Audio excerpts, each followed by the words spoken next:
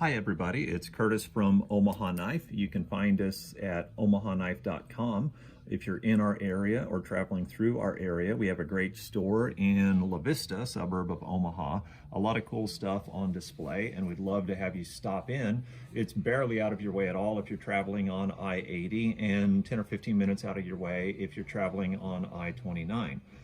Today we're going to talk about a couple of buck knives, and let me just tell you a little backstory on the one. This is the older one, you probably guessed that. We're doing this video because we like interesting things. Speaking of, just show those real quick. We're going to show you these in a second, just some more interesting knives. But back on these bucks, the gentleman brought this older one in, and obviously it's different and older, and we were talking to him, and there's a great story with it. He was sent to Vietnam in 1970, and he bought this knife before they sent him to Vietnam. So it's had a tour in Vietnam. But there's quite a bit different, and we were just looking at it. Again, we appreciate neat old things and looking at the differences. Now, we've got a lot of knives in stock. We're not actually a buck dealer, but this is an iconic knife. There's been surely 1 million of them made.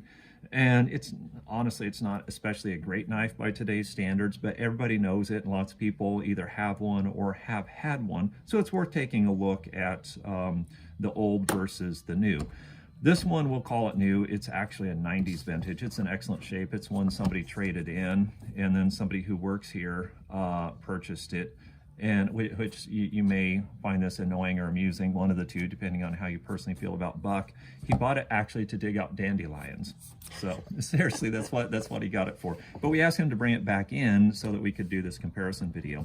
So the new one, everybody I think is pretty used to how those open. You know, it's decent quality leather. They do a great sheath. The knife is fairly well made. It's an inexpensive or less expensive steel, the 420 HC. And this one, now again, this is 1970, so this is 50-year-old leather, but this thing is made like an old, like, police revolver, you know, pistol holster. You know, it's fairly stiff from age, but it's thick, heavy leather. See here, let's do this. The current ones are nicely done, but this is a little thicker here than the current. And it just, there's more leather here, but it just feels like it was better leather from day one. We'll set the two apart. I know which is which, so we don't have to keep them matched up. Let's look at the sheaths for a second. So when you look down inside the old one, if you can, I don't know if it's going to show. Can you see where how far in it goes and where the cross guard stops? And this one, the cross guard stops right there, and less leather. You know, they're both fine. I mean, the newer one is still very good sheath, but different and neat. So we'll set those aside, and let's look at the back. Not that it matters that much, but a little wider. I'm sure this is plenty good enough. This one's only riveted. The newer one's only riveted. This is riveted and sewn. Both of them have the model number for the knife on the back of the sheath. And again, I like it. Old things are just always interesting. So the two knives here, this is the older one, and we'll go through, maybe we'll start with the date thing. Buck, this is printed from Buck's website. So looking here, how they were marked, from 61 to 67, it just said Buck. 67 to 72, it said Buck USA. Now, a lot of them say Buck USA today. Notice it doesn't say Made in USA. A lot of people assume that, but the Made in China knives seem to also say Buck USA. And then in 72, they started putting the model number. So, well, let's just look at that. Well, that's pretty small on this. Can you get that to show? Hopefully. So it says Buck 119 and the date code in USA. Our Vietnam vet's knife just says Buck USA, right? According to my chart in from 67 to 72, would have said Buck USA. And since it's pre-72, it doesn't say 119 on the blade. So if it's later than that, the image here is current, and these symbols are the date code. And then over here, we see the different one. It's on their website. So if you have a knife, just go to their website and you can find it. Now, our sample here, can we zoom that in? Yeah, so see that backslash there is what, 94, I think, on our date code here. So this knife, even though it's in perfect shape, 1994, that makes it what, 26 years old? So, anyway, so that's the date code. And actually, I made some notes before doing this. If you're not familiar with the history of Buck, the original Buck person, Mr. Buck, his name was Hoyt Buck. He was born in the late 1800s and made some knives, and in World War II made some knives. But he was a custom maker. His son Al got involved, and in the 1950s they became like a mail order knife company and had dealers and stuff like that. So in the 50s they became the company, a real business, I guess you would say. And Al Buck used to go around and do promotional appearances, and he would come to a gun store here in Omaha called Guns Unlimited, which is still here.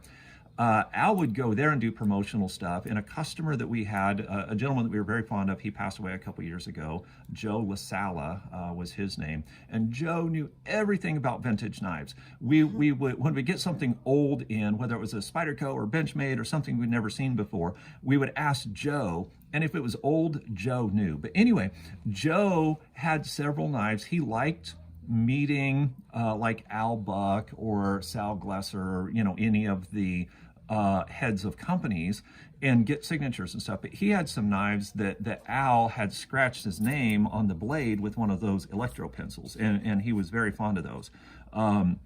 When he passed, his daughter kept those. I'm not going to tell you her name because some of you guys will start looking her up on Facebook and asking her out and stuff. She's really sweet, but I still don't want you doing that. We're very fond of his daughter as well. She's a friend of the store. So now that company is in the 5th generation. I won't insult them, but when companies kind of go generation to generation, the younger generations kind of lose passion for the product and start cutting corners. And really that's where we find Buck today with a lot of made in China stuff. Let's see, let's still looking at my notes here. So the current version of this knife, the Steel's 420HC, looking at the internet pre-1985, they used 440C, which is a better steel. But they made some improvements when they went with the cheaper steel. It's a good hollow grind, and by hollow grind, it's kind of concave. So like from this point out to the edge, it's pretty much the same thickness. A concave knife really is better than a full flat grind for cutting, unless you're abusing it, you know, splitting wood or whatever. But if you're, you know, a hunter doing deer and stuff like that, a hollow grind is better. So they're both hollow ground. This one's just a little bit deeper. So from there down, it's the same thickness, nice thin blade. On the vintage one out here, it was quite bulky, quite thick. And on I don't know when they updated it, maybe 85 when they changed the steel, but I'm only guessing that. But they ground it thinner, so it's a better profile in the newer one. But there are a lot of other details, and I hope it's showing up on the camera. This, I don't even know what you call this. People on a bayonet call them a blood groove. That's not what it's about, but that's what it's commonly called. Those are done a little bit differently, not that it matters, but when you look at them, they're just different. The handles are different. Let's start at the back. They're shaped a little bit different, and they feel quite a bit different in hand. On the older one, you can see the pin that holds the, I can't think of the right name for the back part there. On the newer one, surely there's a pin, but there's no evidence of it. The knife would have, you know, would continue back. The tang would come, you know, there. It's not, you don't see it there, so it's not full height. But the tang comes back here, and this pin is through the tang. Again, I don't know how they do it there. If it's a pin and they've just buffed it so well we can't see it, I don't know, and I guess I don't especially care. The old one's the interesting one. But now when you look at the spacer here, it's the same black plastic. I don't remember. They've got a name for that type of plastic, which again doesn't matter. This material, this spacer is a little bit different. And it's the same material there. Can you get it to focus? I think it is right there. So it's kind of a fiberglass, or Bakelite or some kind of material like that. Now on this gentleman's knife, he broke it off on the bottom there, but that did extend down just like it extends there, and that spacer there. So I don't know, I'm maybe going into more details than people care to hear, but again, old things are interesting. The grip is a little bit different. When you look back here, it's different. When you hold them in hand, they feel more different than they look. So let me look at my notes and see if there was anything. Yeah, we've hit all the things I made notes about. I just wanted to. Weigh them? No, I didn't think to weigh them. Let's just guess. No, they're not much different. I can't detect a difference. I could try to act like I'm really smart, but no, I don't perceive a difference. So that's the Buck 119s. Again, it's not a terrific knife by today's standards, just that it's a knife that everybody knows and people generally like. When we get them in used, they never last very long. They're not expensive used, depending on condition. Oh, these older ones, I checked eBay. The older ones go for more than the newer ones, double in some cases, not double in others. But when we get them, this one I think we paid $25 for, and when we get them, we'll sharpen them, which we charge $5 to sharpen, and then we'd sell it for 35, maybe 40, but 40 is probably getting to be a bit much for, used 119. This one, the condition's not the same. If we had this one used, I don't know, probably 50 on the older one. But of course, the dude's never going to sell it. He took it to Vietnam. He loves the knife, and that's part of the reason we wanted to share it. The fact they took it to Vietnam and it's old and cool just made it super interesting to us. So I promised you some of those others. We'll make that quick because this video has already been longer than I intended it to be. Here, we'll just pull them one at a time. This knife, we had a bunch of knives come in. They were from an estate, and they were basically all junk. And honestly, I'll show you a problem with this one. But the family had picked them over, and any knife that was any good had been pulled out. And a guy brought them in. He's like, "What will you give me for these?" We didn't give him a whole lot, and just set the box there and put $5 each. And when we quit selling anything at $5 each, then we're going to lower the price to $2 or $3. But I was showing it just in small talk, showing a customer how most of them are not worth anything. And this one was laying like that. And I pulled this one out to say, see, this one's broken back here and that. And then it's like, well, hey, that looks pretty old. And looked at this side and it's like, that actually is really cool. So then I put, oh, we've got a display case that's just for interesting old things. So I put it in that case. Again, it's not probably worth more than $5, if even that.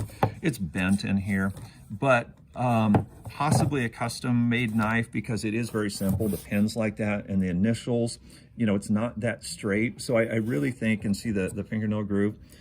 Homemade. Yeah, I think somebody actually made this knife. There's no way to know anything about it, and I'm sure it's not worth anything. This line, by the way, I'm sure is where it lines up when it's closed. It's not like a heat treat line. But that's a neat old piece. These two were purchased from the same customer. This is a World War II. It says, what's it say, USN MK1, I think there. Fighting knife in World War II. Has the dude's name. I can't read your screen. I don't remember what his name is. We assume that that's the soldier who had it, but it could have been some kid in 1982 also. This knife's not in especially good shape, but the fact that it's a World War II fighting knife, made it very interesting to us. And so we'll slide that aside. From that same person, we got this knife. It's completely handmade. It's nothing special. It's not that great of a knife. It's just kind of a neat old handmade knife and handmade sheath. And we just put that in the case. We gave the guy $20 for the knife. That's all it's worth, but again, it's neat. This is a bayonet for an M1 carbine, also World War II. I paid pretty sure I paid like $150 for this a few years ago, and that's probably what it's worth today. But World War II vintage and a neat old piece. Last thing we have is a good condition bayonet for an M1 Garand. People say Garand. I think technically it's Garand, but you can call it whatever you want.